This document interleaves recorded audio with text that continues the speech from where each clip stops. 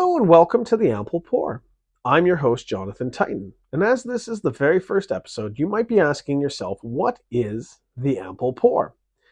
Well, it's a chance to showcase a choice beverage, have a brief chat about the beverage itself, talk about the brewery, distillery, or winery it was made at, and a description of how it tastes.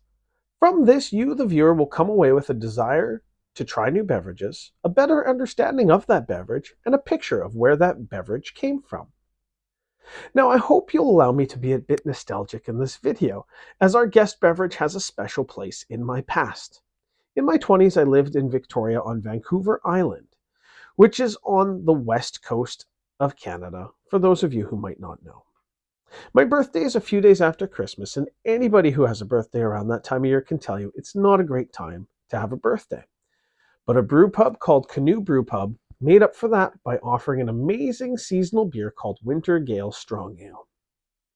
Sadly, both Canoe Brew Pub and Winter Gale Strong Ale exist only now in the fond memories of the many people who got to experience it.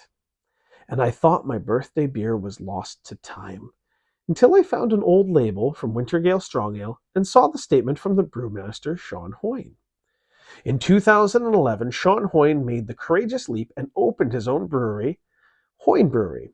And if any of you viewers ever happen to be in Victoria, I highly recommend having a tour. Sean and his wife have worked hard to make an inviting brewery with community and sustainability as its core values. A few years ago, I reached out to Sean regarding my many great memories of the Winter Gale Strong Ale.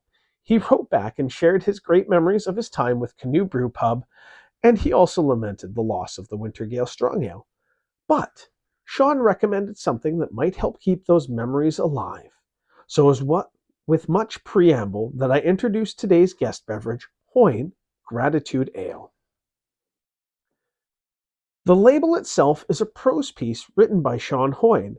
I will not read the whole label, but is summed up best with the lines, "For people who are naturally given to generosity, no matter their means, this beer is described as a winter warmer. What we should expect to taste is a full-body winter ale with subtle spices." Before we sample the beverage, let's talk a bit about winter beers. Now, what characterizes a winter beer is its use of dark malts and typically higher alcohol content. The historical thinking, of course, is that higher alcohol content will warm the body. Science has sadly proven the contrary. The history of winter ales is claimed by many cultures, with the winter conditions of most of Europe being perfect for the yeast to produce a darker ale with higher alcohol content. From Vikings to the English to the Belgians, winter ales were crafted and brought out to celebrate the winter solstices. The spice origin is most likely from the English tradition of wassailing, named for the beverage wassail, which was made from mixing hot mulled cider with ale, wine, and spices. Wassail was also a salutation, which was intended to promote prosperity and a healthy harvest. I think we can see how those thoughts have influenced the crafting of gratitude by Hoyne. Now, in modern times, craft brewers brought back the tradition of winter ales as a way to provide alternative drinking options at times of peak consumption. Instead of focusing on higher alcohol content or specific flavor profile, a lot of crafters have simply put their own twist on these seasonal classics. Now that we've delved a bit into the history of winter ales, let's now sample Hoyne Gratitude.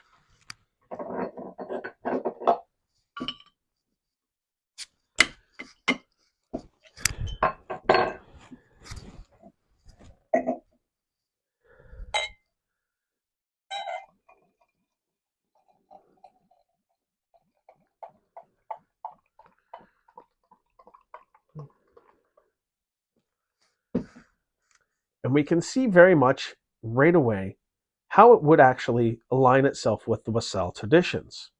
Now, visually, we see a full-bodied amber ale, reasonable amount of head, nice cloudiness to it.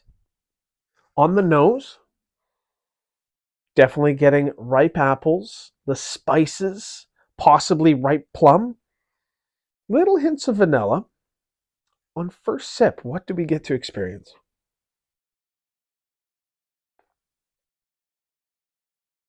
Oh, very prevalent spice up front. Well balanced, full-bodied red.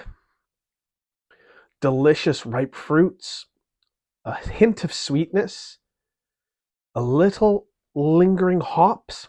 And so the lingering taste, I would say, almost that underripe melon of hops, but well balanced with the spice and amber. Now, the other nice thing about this, and again, back to that nostalgic piece, is how its taste and memory are so intertwined. So that being said, if you're wanting to enjoy an example of a spiced winter ale, I highly recommend getting your hands on Hoyne's Gratitude. Thank you so much for joining me on this very first episode of The Ample Pour. I look forward to having you back with me for future guest beverages. Now, if you excuse me, I have a little bit more gratitude to enjoy.